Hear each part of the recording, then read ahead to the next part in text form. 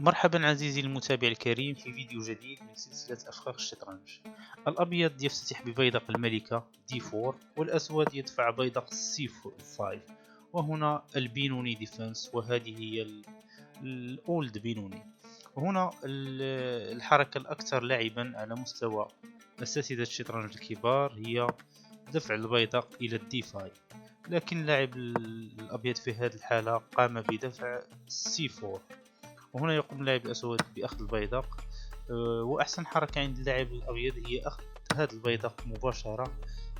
هذه الحركة تعطي للاعب الأسود القليل من الأفضلية، لأنه تعطي للأسود إمكانية التطور بهذا الحصان، رابحا تومبو على الملكة، وبالتالي الملكة مضطرة للعودة إلى إحدى المربعات، إما هذا المربع أو العودة إلى أسفل الرقعة، وبالتالي يكون اللاعب الأسود قد ربح حركة وكأنه أصبح هو الأول بالافتتاح.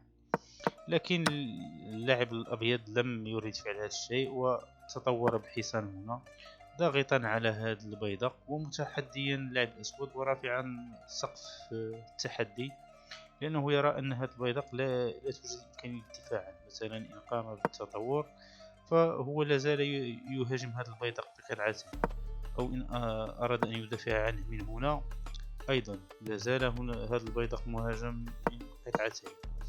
لكن للاعب الأسود رأي آخر، فقام بدفع هذا البيدق، وبالتالي هذا البيدق يصبح يدافع عن هذا البيدق.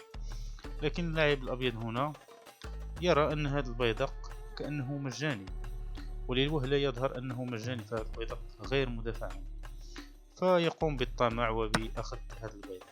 لكن هنا للأسود تكتيك. قم عزيزي المشاهد بعمل بوز للفيديو وحاول أن تجد التكتيك. إن وجدت عزيزي المتابع أن الذهاب بالملكة إلى هنا وعمل تشيك ثم فرشاة